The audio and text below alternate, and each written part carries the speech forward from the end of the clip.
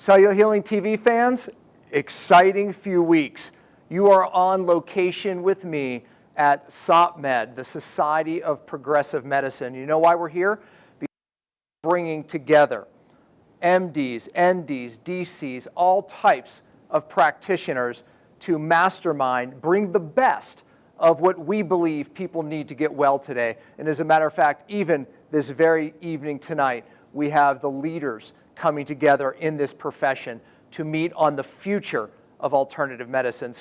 But you're on location, so I'm going to be bringing you some exciting interviews with some of the leading practitioners in the area that you're going to want to hear from. Cancer researchers, doctors, stem cells, you name it. You're going to hear some exciting interviews right here. So the next few weeks, stay tuned to Cell TV for these exciting interviews that I know that you're going to love, and it's going to definitely affect and change your life.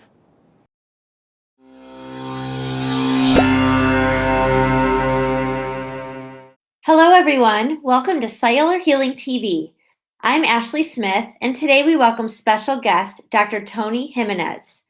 Dr. Pompa and Dr. Jimenez are discussing integrative cancer therapies and testing. We'll hear all about the 7 key principles that Dr. Tony uses to target cancer. And these principles can be applied to all of us for prevention too. Dr. Jimenez is a huge believer in empowering his patients to live and not live to die. And that only when working through emotional health and identifying past traumas can true healing happen. But before we get started, let me tell you a little bit more about Dr. Tony Jimenez. Dr. Antonio Jimenez is the founder and medical director of Hope for Cancer Institute with treatment centers in Mexico. For over 28 years, he has dedicated his life to the study, clinical research, and implementation of non-toxic cancer therapies. Based on his 7 key principles of cancer therapy, Dr. Jimenez successfully targets cancer with his multidimensional, holistic, whole-body approach. Emerging as one of the leading authorities in alternative cancer therapies, Dr. Jimenez continues to study medicine and lecture all over the world. So let's join Dr. Pompa and Dr. Jimenez on this episode of Cellular Healing TV. Well, Dr. Tony Jimenez, welcome to the show. Nice to be here. Absolutely. We met, where did we meet the first time? That was, we were doing a TV show together. Yes, in Detroit. Yeah, in Detroit. Yeah, exactly. But that seemed like it was yesterday. Yeah, it doesn't it? Actually, we met here a year ago at the SOPMed conference. Okay, When I dumped you, remember? Yes, that's right. You hit me. It's true. He did. He literally threw the ball. Wait, hold on a second. You missed. I missed. And then you came up and finally kicked it, and he was the one who put me in the water. That's true. I'm going to get even. I'm going to get even. Yeah, so, actually, when we met, too, for that TV show, my wife just fell in love with you. We went to dinner that night, and I think you two spoke the whole time. We did. Well, she was next to me, so Yeah. that made it easier. But she likes certain people, so you have a certain energy about you, and you really do. You just have that heart. It's no surprise to me that you run these big, should I call it an alternative cancer clinic? I mean, how do you refer to it? We call it integrative. Yeah. Integrative, because we're medical doctors. I'm an ND as well as a medical doctor, so we give the patient the best that we can offer them with respect to non-toxic therapies and sometimes, for example, low-dose chemotherapy. Right. Because I'm not a chemo guy, but if someone comes with a huge breast tumor or tumor in the neck, you have to do something quicker. Yeah. And with low dose, it's safe. It's not going to give the toxic effects. And in combination with the integrative therapy, it works very well. Yeah, and it's Hope for Cancer, and it's Hope for Cancer Centers. Treatment centers. Yeah, Hope for Cancer Treatment Centers with the number 4, Hope for Cancer. And you have locations in Cancun, Mexico, which I'm definitely going to visit. Oh, we can't wait for that. Yeah, absolutely. And also in Tijuana, correct? Yes. Yeah, so how large are these clinics? And we'll talk about some of the really amazing therapies you're doing there. But Well, the Tijuana clinic was the very first one, and we opened that in 2000. And I've been working in integrative cancer therapies now for 28 years. And you're an oncologist by trade. And so the Cancun clinic, we opened in 2015. So we have 3+ years there. And the difference between the two clinics are not the treatments, because the treatments are the same, but the Tijuana clinic is an inpatient facility, and we have 21 inpatient rooms. So the patients stay there Right. 24/7, typically for 3 weeks, and the Cancun clinic is an outpatient facility. Okay, all right. So someone might start with the Cancun and oftentimes Yeah. end up at the other one, Right. perhaps. Hopefully not. Yeah, because, right, right, exactly. Hopefully, Yeah. hopefully not. Yes. Let's back up a little bit because I want you to tell your story. I think there's, everybody does have a story, Right, right? And yes. and so to hear how somebody got into this, Yes. how did it choose you? Well, it was my dad. My dad, who was my hero. My dad left Colombia when I was 5 years old and moved the family to New Jersey, of all places, and that's where I grew up. So I was just finishing medical school, and my dad gave me a call that not only was he diagnosed with advanced prostate cancer, but he had already received treatment at a medical center in Houston, Texas. But he was feeling terrible. And he said, son, this is not the way I want to do any sort of therapies. And at that point, after I composed myself, I said, okay, Dad, let's get going.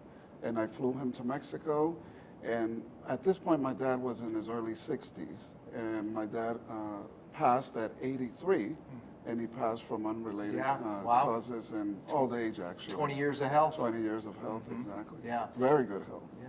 So that brought you into now. So from there, did you go into medical school? I was finishing You were medical school finishing at that medical point, school. yeah. That's what launched you Exactly, into this yes, particular yeah. career. And then just another story, a number of years later, I opened Hope for Cancer Treatment Centers in Tijuana. 4 months into it, we get a 6-year-old patient from I remember this from story. Illinois, and she had leukemia. And Whitney is now my daughter, and she's 24. I'm a grandfather, and another one on the way. Slow that story down because I think they may have missed it. So she's a cancer patient. Right. Okay. And was it terminal? Was it, what stage cancer? And Well, she had leukemia. The doctors in St. Louis, Missouri had told the mom that if she did chemo, it was 50-50. Okay, 50-50. 50-50. And 100% that she wouldn't be able to have children Okay. if she survived. And that's when the mom decided to look elsewhere, and she came to Mexico. Okay. So you made the statement that patient's now your daughter. Exactly. Okay, so you got to tell how that happened because they're going, wait, what? So she starts as a patient. Now, how did she end up your daughter? Well, her mom, Marcy, an incredible lady, and at one point, this is really funny, at the clinic she told me, doctor, your girlfriend is not good for you.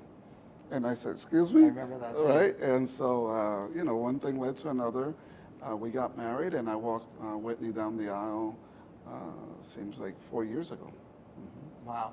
So then she ended up your daughter. She's my And daughter. how is she today? Oh, she's wonderful. Yeah, And that's a second grandchild on the way. Yeah, that's awesome. So you were called into it, weren't I was you? called into it, and God led me to where I am because originally, love then I was going to go to medical school in England, and at the last moment, it didn't work out, and I was directed to go to school in Guadalajara, Mexico, and the rest, God opens the doors and closes Yeah. others, right? I think that's why I know that's why my wife was drawn to you because like you, I just am who I am.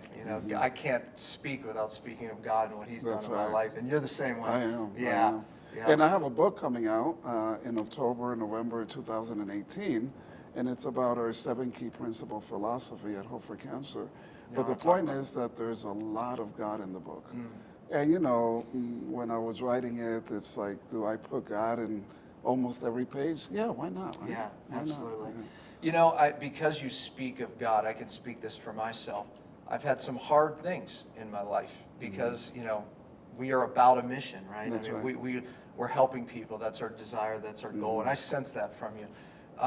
What are some of your hard battles? I want people to know who you are. What are some of your hard battles that you've been through? Well, some of them have been health battles. I cannot see with my left eye.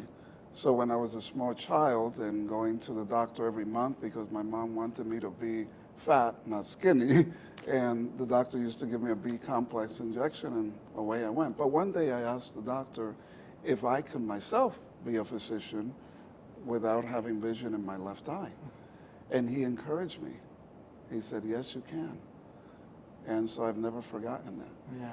And another story is another doctor early on in my life also, when I had a chest cold, he gave me a prescription. And on that prescription, I had 5 medications. I was too young to understand, so I asked the doctor, what are these for? And he said, they are for what you have, so take them, and walked away. And so I chased him down the hallway, pulled his lab coat, and said, doctor, can you please tell me what these are for? Yeah. And he said, I already told you, and left.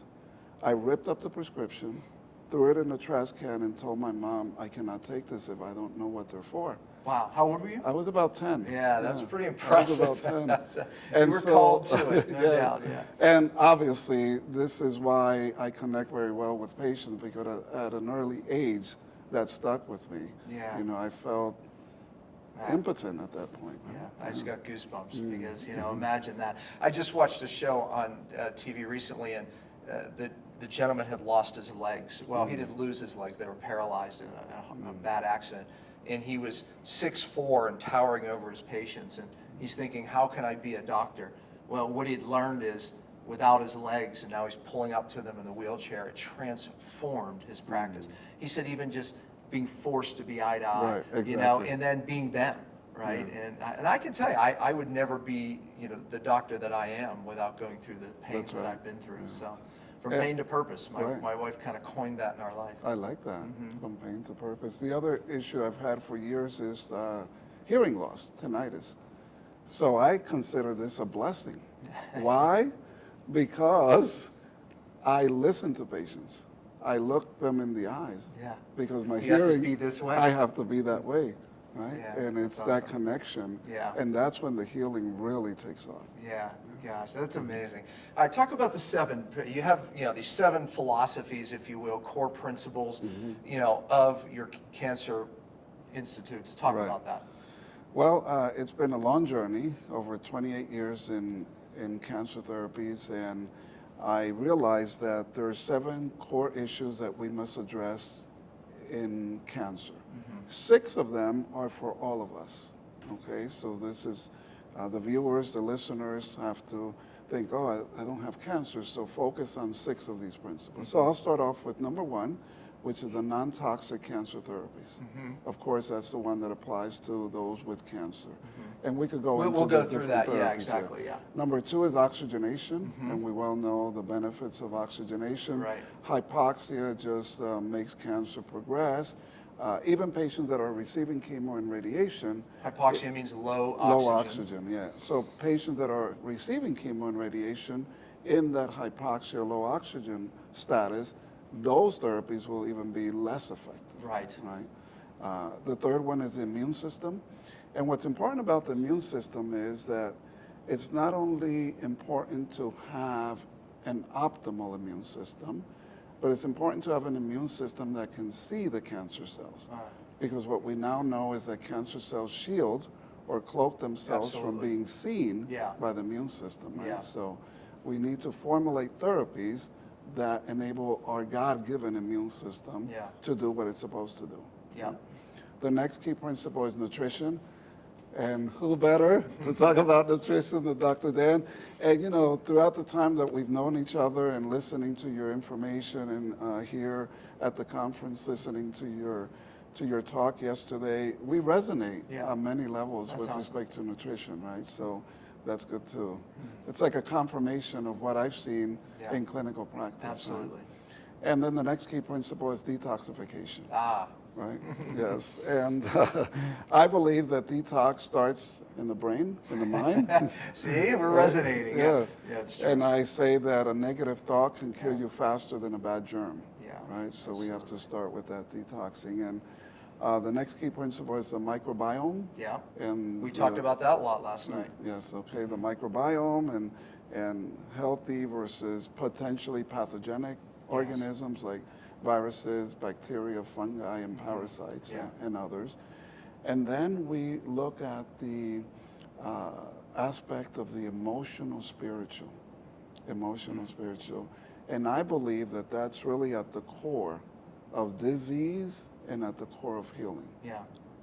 I interviewed Dr. Lee Connolly, and she spoke of the emotion Yes. as being such a core.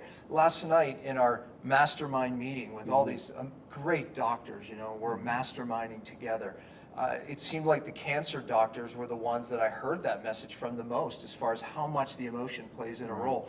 What's your thoughts on that? What do you see, and how do you deal with it in your clinic? Well, number one is that we have to enable the patient to go to that space, because some of the patients, about 10%, have something called secondary gains. They unconsciously or even consciously, they want to remain in that sick condition because now their spouse, their family members or friends are paying attention to them. Identity. Right, identity. So we have questionnaires that the patients fill out. And this is not like a yes or no. It's like really going in depth with traumas, conflicts, bad stuff in life that happened. Right. And we're all human. We have a backpack of stuff, right? So we need to start removing those stones from the backpack and letting them truly go. Not putting them in a back burner, not saying I've dealt with them or I've resolved them, but truly letting it go. Right. Because in the letting go is the freedom, I mean, and it's the a healing. detox. I mean, It's you're a getting rid detox. of an emotion, and toxins, traumas, thoughts. Right. So even thoughts about those emotional situations, That's or right. just thoughts in general? Yeah, All of it, both. yeah. And so it's important for patients to do a timeline, starting from the month and the year of birth and going on, because oftentimes 18 months before the diagnosis of cancer, you have an acute traumatic event that happened. Really? Yes. And then we go to the timelines before or after, and you see cycles repeating themselves. I've heard that. And I don't remember the years, but whether it was like every 10 years, every 13. I mean, there's certain patterns. Certain patterns. And then, let's say something happened at age 3, and then there's a pattern of when typically another trauma or something else occurs. Yeah, and when you're working on this, sometimes you don't remember them all, but you put one trauma there, and then that stirs the brain and accessing that file from the computer, right? The brain. Right. Yeah. Right. So this is hard work. It's painful, but it's liberating. Yeah. And that's the key to well-being. We had a patient that came to the clinic, and she said, "Dr. Tony, I have 1 month to live." What do you think I thought? I said, what am I going to do? Because she identified with that too. Yeah. Right? She identified with that. Why did she say she had 1 month to live? Because 5 months prior to this, her oncologist had told her she had 6 months to live. Right? She was counting down. Yeah, so she said, I have never bought anything for myself in the last 5 months. I've just been preparing to die. So I said, well, why are you here, right? Right. So I accessed that situation with her, and a few days later, I saw that she had a necklace on that I hadn't seen before. And I asked our driver at the clinic if he had taken her to a mall, and he said, yeah, I took her to a jewelry store. So I felt that at this point she had shifted. I called her into my office, and she said, yes, I bought the necklace. So now she did an event that she hadn't done in 5 months, and now she was living to live and not living to die. And that patient is alive till today. I was hoping you'd say that. Yes. Yeah, that's amazing. I mean, your name, Hope for Cancer, because without hope, it's over. That's right. I mean, is that the most important thing? That's the most important thing. And at Hope for Cancer Treatment Centers, our core principles are hope, faith, love, and generosity. Yeah. And if you have all 4 of them, seemingly like miracles happen, right? I don't know, you get me emotional. I don't know why that is. I don't even know why that just happened. But I think it's just who you are, honestly. Yeah. And what you represent. Thank you, Dan. And my wife is a big part of this, because she told me a few months ago, when this stops being a mission, we close Hope for Cancer, because that's what Hope for Cancer is. It's a mission. Yeah. And last year, we baptized about 8 patients and a number of staff members. And it's just, God is doing wonderful work at the clinic. Yeah. Sometimes patients come in and they don't make it. And as a physician, as a believer, I said, so God, give me a reason for this. But I'm just seeing so much happening there. God is there, prayer groups every morning, patients coming into the treatment area. and just forming a circle, praying, the staff joining them, medical doctors, PhDs joining them in prayer. It's wonderful. Yeah. It's wonderful. Oh man, you know, my wife and I have actually been praying many mornings, and God laid you on our heart, and we prayed for protection over you many mornings. Thank you. Yeah. I mean, that's I feel the important work that you're doing and offering. You know? And thank you for that, because those prayers are needed. You know, when we do what we do, we're out there, right? Yeah. And some people don't want this to go forward. Yeah, no, I know it. I know it. So we pray protection over you now and what you're doing, because they need it. You need to hear this message. Let's talk about some of the unique treatments that you're doing, because I mean, you talked about the light therapy last night, and just, I mean, you really are on the cutting edge of some amazing stuff. You talked about the oxygen work, and I mean, you know, a lot of people are doing that. It's really important to do that. But talk about the light therapy you're doing. We call it photobiomodulation or light therapy. There was light. Let there be light. Let there be light. Let there be light, exactly right? And so light and sound are very healing. So what we're doing now, and we've done for 18 years, is using sound and light. As technology has improved, the delivery system of this light obviously has been enhanced. So now, for example, we give the patient a natural substance that's absorbed by cancer cells selectively. Some of this is derived from chlorophyll. We could use curcumin. We could use St. John's wort extract and other substances that are natural. They're uptaken by cancer cells. Right. Then we put a laser into the vein, and we could use ultraviolet light, red light, blue light, green light, yellow light. I stand in front of my red light every day. Yes, right. Light is, as you know, very powerful. So now we could deliver these photons of light directly into the bloodstream and have it circulate throughout the body. So we're not only attacking primary tumors, but the circulating tumor cells or cancer stem cells in the body.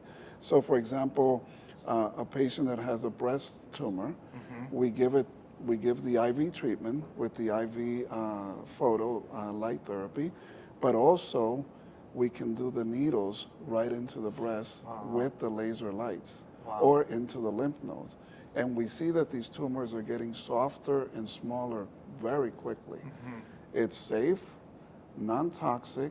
It kills cancer stem cells or circulating tumor cells. Yeah, the bad stem cells, the cancer cells produce. Those are the ones that lead to metastasis, and those are the ones eventually that go to the lung, the liver, the brain, or the bones. So. Now, Dr. Avi, who I actually interviewed, he talked about using the same lights, is stimulating cancer cells. And they found that they get even higher yields when they extract cancer cells using these technologies. Because stem cells. The good stem cells. Yeah, the good stem cells absorb it just like the cancer stem cells, right. but you're able to target it. Yes. So interesting. Yes, in regenerative medicine, we use this a lot. So we do PRP into the knee, and then we put the laser light directly into the knee as well. Yeah, that's amazing. So photobiomodulation or laser light therapy is really the latest development in the field of the cells literally just pull the light in. Yes, I mean, pull the light in. It's pretty amazing. It is. Let's step back into some testing, because you're doing some very unique testing, right? And I think many people would say, what testing can I have done to be preventative? And if I do have cancer, what testing can I do? And then we'll jump back into some of the unique treatments. But talk about testing a little bit. Are you ready for this? Yeah, I am. This is amazing. Yeah, this is amazing. Listen up. This is good. Yeah. So this is called photodynamic infrared spectroscopy. Okay. So we're using light. Right. So what it is? Red light frequencies. Red light frequencies. Yes. So what it is, we inject intravenously this sensitizer, this natural substance that's non-toxic and uptaken by cancer cells through a small catheter in the arm. Then we take this unit, this diagnostic equipment that has a probe, and we put the probe directly in the vein that we just injected the sensitizer. And in 1,000 seconds, our total blood volume, which is about 5 liters, will go through this point. I got it. If there are any circulating tumor cells, it will pick it up. Which is how most metastasis happens. That's right. Okay. Yes. So it'll pick it up. It'll form a spike on the monitor of the computer, and we know that there is a circulating tumor cell. In addition to that, there's a little apparatus that you put above that, and automatically in milliseconds, it turns on when the spectroscopy detects a circulating tumor cell and emits an infrared light that kills that cancer cell. Oh my God, so it's a treatment and a test. A treatment and a test. And how long has this been out? And is this something you can only do in Mexico versus Well, we are the first clinic in this part of the world that will have it, and the only other one that's in clinical use is in Europe. Germany. I knew it. Yeah. I knew it, yeah. Those Germans, right? Yeah, exactly, yeah. So we're excited about this. It's going to change. It's a game changer. So imagine a patient who comes to us and they've had treatment before, and they say, we're coming to Hope for Cancer just for consolidation treatment because they told us we're in remission. Right. Let's check. Yeah, let's check. Let's check. Is this something all of us should get done? This is something all of I us want should- that done. yes. As a matter of fact, we're referring one of my good friends to you to Yes. do all this, amazing testing. Exactly. So that could be done. And when we're doing the therapies at the clinic, we can monitor the effectiveness of the therapy as we see the circulating tumor cells decrease. And because it's so not invasive, it's probably inexpensive if insurance wouldn't cover it. Exactly. Yeah, Yes, that's amazing. Yeah. And if someone has a tumor, like I mentioned before, the breast or an external tumor somewhere or a lymph node, we could put the probe there and see if there's stem cells in the area. Wow. Right? So sometimes there's the question, is this inflammation? Is it dead tissue? Right. Or is it active cancer cells? Right. Now we will know non-invasively. Wow. Yes. That's incredible. So what are some other tests you all are doing? The other tests we're doing, we do a lot of energetic testing, right? Because at the end of the day, some of these tests like CAT scans and PET scans and MRIs, they can't see at a deep cellular level. So we do some tests to look at gut function, thyroid health, so it's not just killing the cancer cell, it's getting the body to an optimal functional state, as you know. Got it. Right? So those tests are more based on energetic medicine, and they're validated tests in Europe. It's just that in the U.S., they're not recognized. Yeah, with that said, what are some of the things you're able to do in Mexico that you're not able to get in the U.S. perhaps? Well, we're fortunate because in Mexico, they still give the doctor the benefit of the right. Yeah, like right, we they are do. truly here to help our patients, right? So most of what we do is not recognized legally by the authorities in the U.S. Yeah. Sonophotodynamic therapy, hyperthermia. We use a lot Oh, of right, hyperthermia. yeah. Well, you might want to explain that, but go ahead, you Okay. can list them out. Yeah, so hyperthermia, ozone, there's some thoughts about is it legal or not Right, for cancer. And right. the thing is here is for cancer. If you Yeah. use it for inflammation or beauty or something else, it's a different story. It's right? okay. Yeah, it's okay. So talk about the hyperthermia, because that's used in a lot of different conditions. I've Yes. heard it being used in Lyme disease, chronic Yes. infection, chronic fatigue. Yes. So talk about that. Well, we know that cancer cells are heat sensitive and normal human cells are heat resistant. That's why when we get a flu or a cold, the fever is to kill the bugs, not to kill our normal cells, Right. right? So then we know these characteristics of cancer cells. So when we're able to elicit heat, thermal energy, either locally in a breast cancer or systemically, we're elevating the body temperature. Right. And so those cancer cells start to fragment, and every other therapy that you're using is going to work synergistically. Right. So the beauty here is that, again, it's non-toxic. And remember, most cancer patients have low body temperature. I've seen, if we consider 98.6 Fahrenheit being normal, some of our patients are 95. Yeah. When I was sick, I was 95, believe it Yeah. or not. And so metabolically, the body is not functioning optimally at those temperatures, right? Yeah. So we need to increase the core body temperature. Yeah, I mean, I ended up with so many other infections, candida, parasite. My body temperature being so low, which turned out to be heavy metals, mercury, then what happened is then all these other pathogens, opportunistic, came about. And I'm glad you mentioned that because all of our patients at Hope for Cancer see a holistic biological dentist. Yeah. So I'm speaking on that this evening Okay. about this as being one Yes. of the big causes people don't see. Ideally. And you see that in cancer as well? all the time, Yeah, all yeah. the time. So we have to make sure that root canals, metal fillings, Yeah.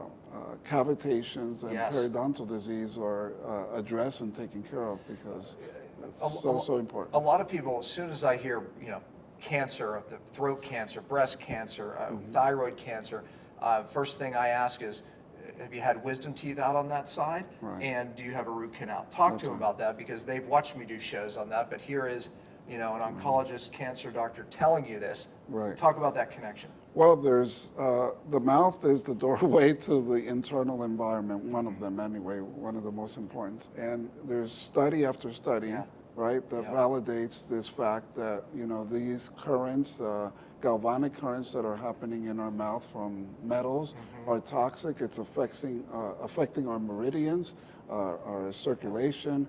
It's just tapping our immune system Yes. every single moment of every day. So it's like you're going up the hill while you're trying to get better. Absolutely.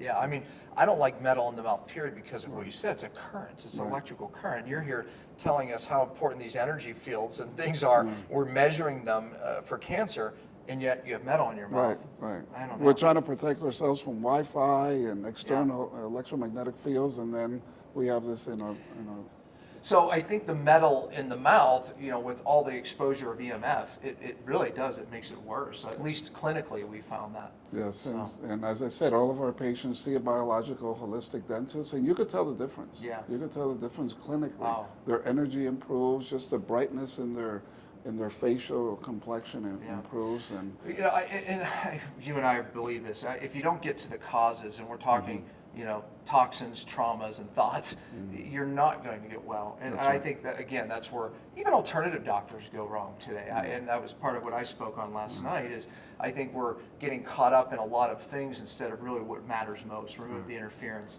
yeah, because it takes time. Absolutely, And it sometimes takes time. doctors just don't want to invest the time or Yeah. don't have the time. Yeah. But you have to have a team, Yeah. because alone I can't do it. Yeah. So we have a great team of doctors, practitioners to Yeah. attend to all these. Awesome.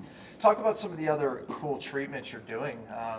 We kind of went back and forth to the testing, but talk about some other things you're doing. Well, for the immune system, I think we're above what anyone else is doing for the immune system because we have to upregulate the innate immune system, which is that short-acting immune Yes. system, immediate-acting immune system, and the adaptive immune system, which is more the memory and the long-term immune system. So there are these so-called macrophages, right, that Yeah. you know very well. Yeah. These are like policemen, but we have to call the policemen out of the police station so they could do what they do. Right. Cancer cells have figured out a way to keep these policemen in the police station. Yeah. And that way they're doing what they're doing, metastasizing and so forth.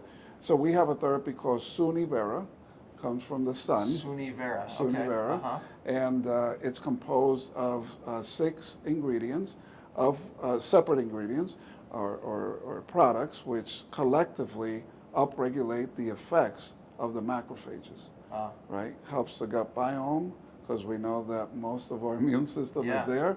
And so it's wonderful. Patients do it for at least 3 months. Part of it is injectable, a very small, thin needle, but there's nothing better to upregulate the effects and the actions of the macrophages in this. Again, could you use it for other conditions, and can someone healthy just do it too? Just Well, guess upregulate what? I do naturally? it myself I and would my too. wife does I'm too. thinking I want that. Yeah. And together with the vitamin Yeah. D. Yeah. Yeah, that's brilliant. Yeah, I mean, I said from here I'm going down to get some IVOs. Exactly, Right? Yeah, yes, because they yes. offer it to us speakers here. At, And by the way, Summit. we all know of the benefits of ozone. It's Yeah. been done for centuries. And at Hope for Cancer, we do ozone in various ways. Sometimes we even inject it directly into the tumor. All right. We also do it rectally after a coffee enema. We were just talking about Yeah, that. yeah, Yeah, I'm and- getting an ozone machine to do that. Right, so do your coffee enema, Yeah. and then follow that up with the rectal ozone. And sometimes we take blood out, we put it in a bag. Right, that's what I'm getting ultraviolet- done here. Yeah, Yep. UVBI, and then we put the ozone there, and put it back right into in. the body. Yeah, Mhm. it's amazing. I mean, ozone, I think all of the docs here, we all resonate around using something Yeah. as simple as three Three, oxygens. yes. Come on, how can it be so simple? You know, The most simple of thing. us, most of us are shallow breathers. Yeah. Right? So that's one of the main things for lifestyle that we need to learn how to do is breathe. Yeah. Right? Take the deep breath through your nose, exhale, and exercise. Move, move, move. A body in motion is a body that can heal, even from stage 4 cancer. Yeah, absolutely. Remove the interference, the body can heal. That's right. Give it what it needs. That's right. Right? Because that's what's happening. We're not getting the things that the cells need, and we have massive interferences, toxins, traumas, and thoughts. I mean, it's huge. You know, last night we had a mastermind of all of these amazing doctors from around the world, and I was blessed to be on the panel. We talked about the future of medicine. What do you see? And what did you see coming out of that meeting? What was some of the cool takeaways that you got? Interestingly enough, I came to this meeting from Cancun, and there was a stem cell PhD researcher from San Diego that flew into Cancun to meet with us. Okay, wait, not Dr. Avi? It wasn't Dr. Okay, Avi. all right, It was someone else, and the topic of conversation was exosomes.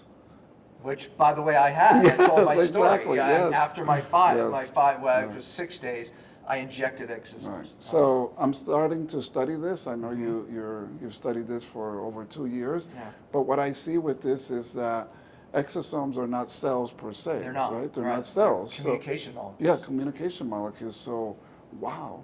Why is this a wow? Because our cells are communicating every moment of every day. Yeah. Information transfer is so vitally important, and that's one thing that even cancer cells have. Cancer cell is an intelligent process. Yes. Cancer cells are communicating with each other, they're learning, they're adapting, even their behavior changes to survive in the body. So I believe the future of medicine within the energetic parameter, another part of that can be exosome. Yeah, no doubt. Not many people are. I mean, this show may be the first show that's actually talked about exosomes in at least the depth that we have. And just looking at some of the studies with this, it's amazing. When you look at cancer and many other diseases, many feel it's the lack of cell communication that is the first problem. And last night we had Gary Samuelson, who is he's a medical atomic nuclear physicist. Who's heard of such a thing? I actually interviewed him on the show. I'm gonna have to bring him back. But he talks about these redox molecules and cell-to-cell communication. Zach Bush talked about it last night. Is the failure of cells to communicate. These exosomes are a part of that. Zach's product Restore, ASEA, there's other hydrogen we spoke Hydrogen, about. I myself do hydrogen every day. Yeah, me I too. do hydrogen gas when I'm studying or researching. I have my nasal cannula and intaking hydrogen gases. Yeah, as a matter of fact, I was going to ask you that. Is one of the things we talked about oxygen, but is hydrogen. We have a product called Fast Tonic, which is molecular hydrogen that I love to give during fast, and I take it every day. But are you utilizing that in your clinic? We are. We even have a hydrogen water device in addition to some patients who have lung cancer and other cancers. We're doing it by inhalation as well. Yeah. Also in athletes, it's been shown to recovery, stamina, and hydrogen is also elongating those telomeres. Yes. The production of telomerase, right? The telomeres, as we know, it's at the end of the chromosome. Cancer patients have shortened telomeres, so their longevity is way down. Yeah, we know that it extends those telomeres. That's absolutely. Right. You know me, I'm big on detox. When we had a conversation, I'm like, you need to do true cellular detox in your clinic. So we got to bring it. We have to bring it. Yeah, I mean, that excites me though, because I've talked to some of the top stem cell docs in the world, and talking to these top cancer docs. This is what we're doing, is we're trying to bring everything that works together. And I know that's why they invited me on the panel, to bring the cellular detox and the things that I bring with the fasting. And the stuff you're doing with cancer, This is what we have Right. to do right here. Yeah. That to me came out of last night's meeting is, we have to meet like this more often That's as a right. group That's because the cream will rise to the top as far as therapies, treatments, and what's working. That's right. And we talked about that last night. What is working? Let's bring it to the people. Yeah, and talking about working, we had a third party do a retrospective study of 465 random patients at Hope for Cancer. 465. 92% of these patients were stage 4. And this is an ongoing retrospective study. We're in year 3 now. The 1-year survival was 78%. The 2-year survival, 76%.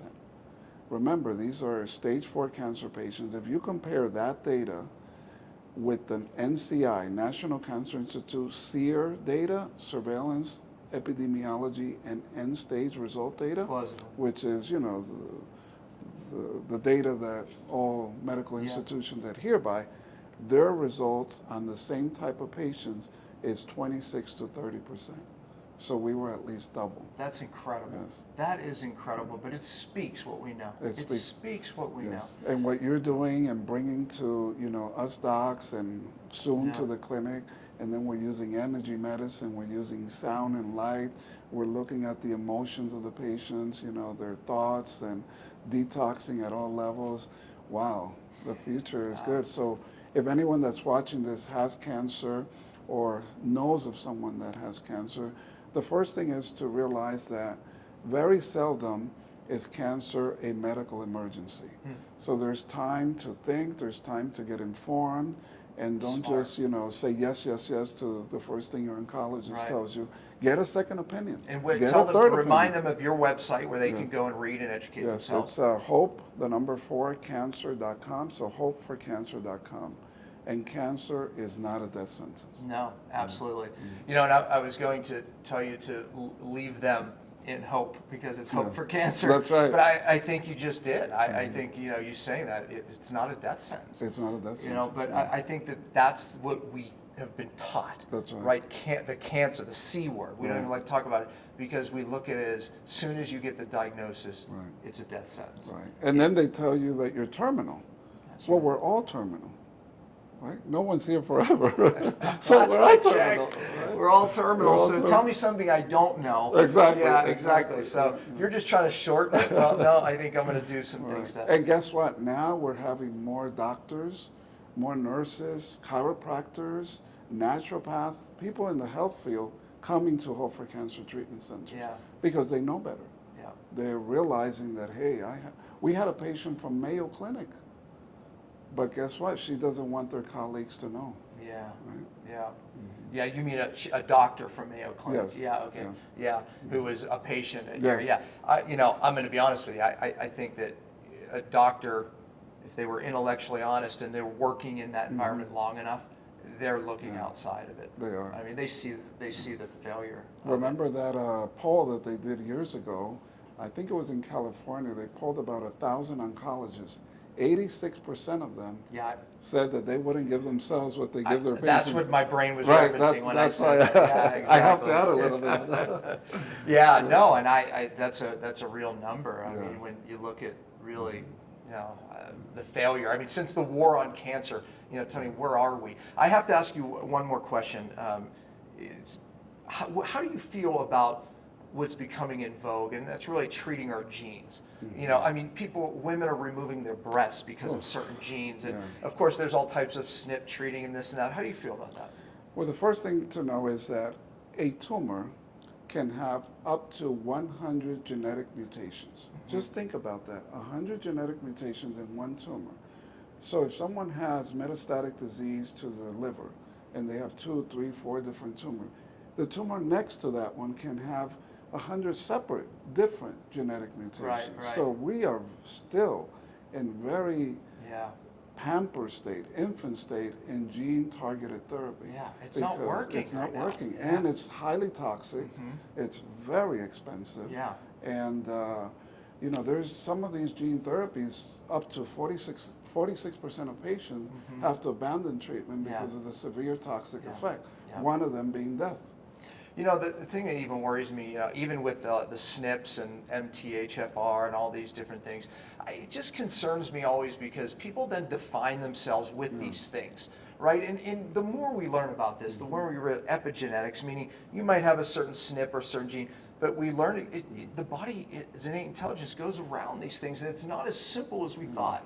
At least we thought it was going to be. And what I think the opposite. I think it's simple, but we're complicated. That's it. Right? That's my We're point. complicated. Absolutely, we are. And so go back to nature. Go back to God's creation. Right? Go back to God's creation. Take resources that will enable the body to heal. Get a medical, person like us at Hope for Cancer that can really guide you. We have over 28 years of experience, right? And so we're just complicating it too much. Cancer is a multifactorial disease. It is.